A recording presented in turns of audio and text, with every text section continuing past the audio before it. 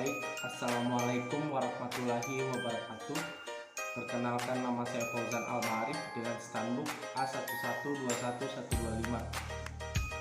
Saya dari Fakultas Keguruan dan Ilmu Pendidikan Universitas Tadulako, Prodi Bahasa dan Sastra Indonesia. Di sini saya akan menjelaskan beberapa materi tentang mata kuliah sintaksis. Langsung saja, yang pertama itu klausa. Klausa merupakan satuan gramatikal yang berupa kelompok kata. Sekurang-kurangnya terdiri atas subjek dan predikat dan berpotensi menjadi kalimat. Contohnya seperti kami sedang bekerja. Kata kami dilambangkan sebagai subjek dan kata sedang bekerja dilambangkan sebagai predikat. Kemudian ada yang dinamakan frasa. Frasa atau yang sering disebut frase adalah gabungan dari dua kata atau lebih untuk membentuk satu kesatuan yang bersifat non-predikatif. Artinya, frasa hanya terdiri atas salah satu fungsi.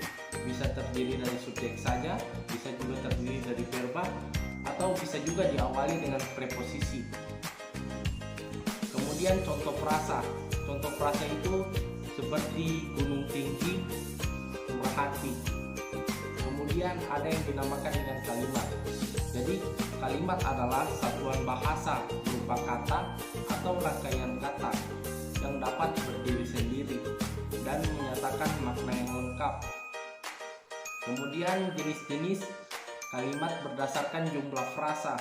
Yang pertama ada kalimat tunggal. Kalimat tunggal atau disebut juga dengan kalimat sederhana. Tidak ada kata penghubung atau konjungsi di dalam kalimat tunggal. Contoh kalimat tunggal seperti pergi tamasya ke Bali, kemudian mereka makan sate lilit. Kemudian ada yang dinamakan dengan kalimat majemuk. Kalimat majemuk ditandai dengan kata penghubung atau yang sering juga disebut dengan konjungsi. Jenis kalimat ini lebih kompleks karena memuat lebih dari satu klausa dan kalimat dasar. Contohnya seperti adik ingin bermain di lapangan tetapi ayah tidak mengizinkannya keluar rumah. Kemudian contoh kedua seperti kita harus mematuhi protokol atau kita terancam tertular COVID-19. Kemudian macam-macam kalimat majemuk.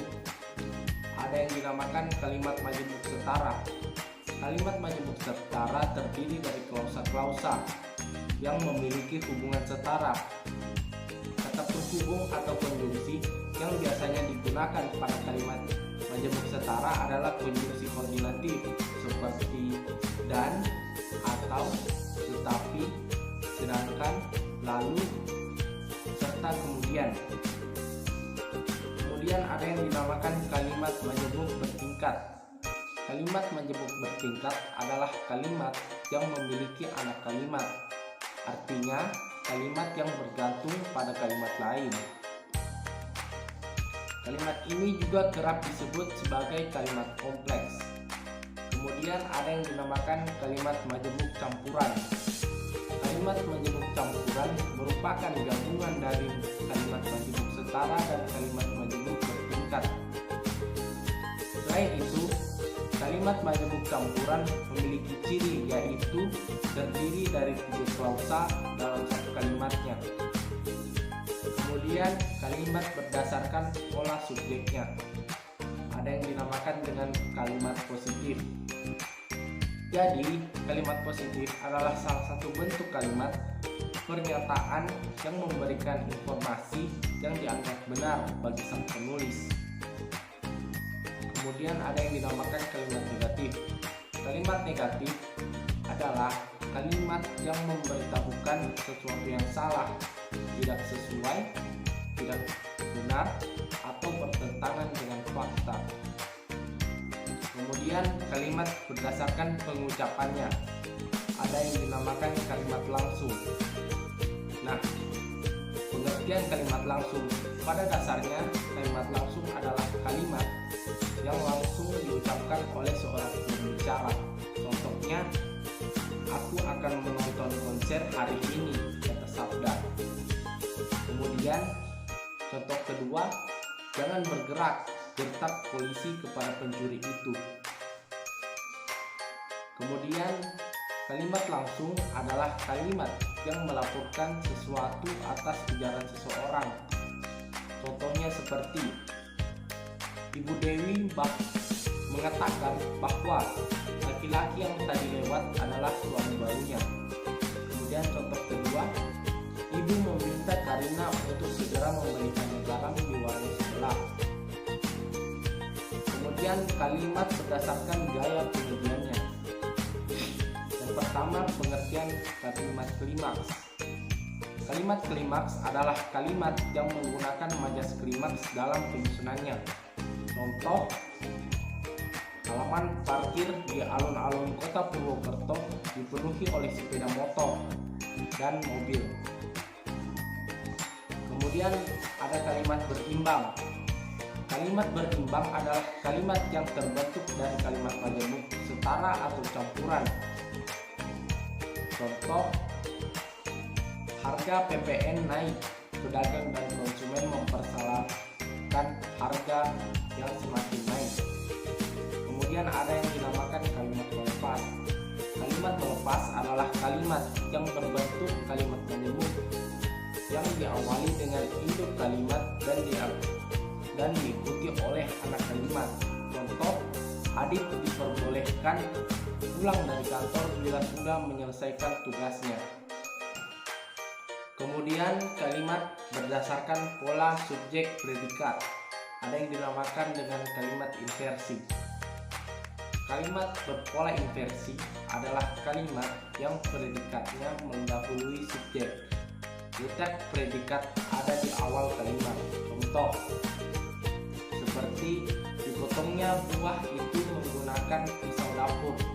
Pada kalimat dipotongnya ditandai sebagai predikat, kemudian kata buah itu ditandai sebagai subjek, dan kata menggunakan pisau di dapur ditandai dengan kata keterangan. Kemudian ada yang dinamakan kalimat versi. Kalimat versi adalah kalimat yang sesuai dengan susunan dasar pola kalimat, subjek, predikat, objek, dan keterangan. Contohnya seperti Andi membeli makanan ringan di toko kelontong. Kemudian kalimat berdasarkan isi atau fungsinya. Ada yang pertama itu kalimat berita. Kalimat berita adalah kalimat yang isinya menggambarkan sesuatu. Dalam penulisannya, kalimat ini diakhiri dengan tanda titik. Contoh seperti Puan Maharani siap menyalonkan diri sebagai calon presiden. Kemudian berikutnya ada yang namanya kalimat tanya. Nah, kalimat tanya adalah kata tugas yang digunakan untuk mengajukan pertanyaan. Contohnya seperti bagaimana kabarmu hari ini? Kemudian kalimat seru. Kalimat seru atau sering disebut juga dengan kalimat interjektif adalah kalimat yang isinya mengungkapkan kekaguman dan perasaan. Contohnya seperti kata aduh, amboy, wah, syukurlah, menyenangkan, fantastis, wow, dan lain sebagainya. Kemudian kalimat perintah.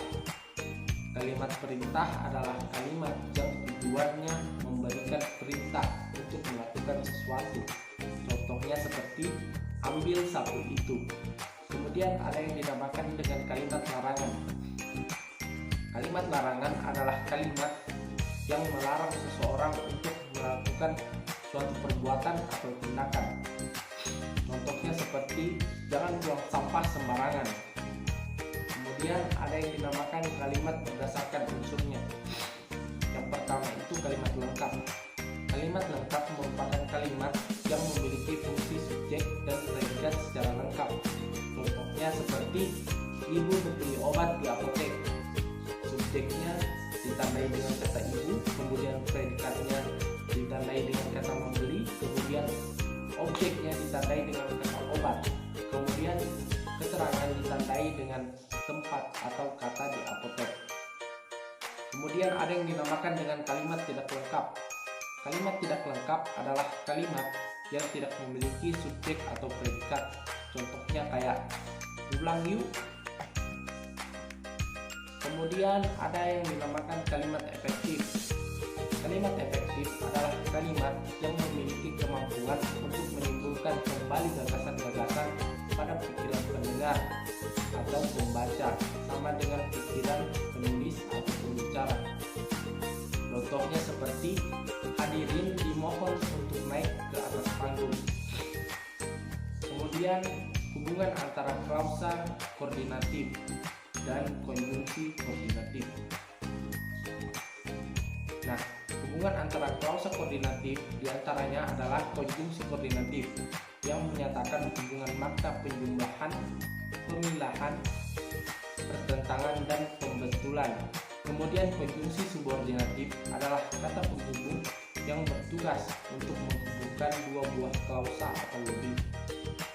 Sekian pemaparan materi dari saya, lebih dan kurangnya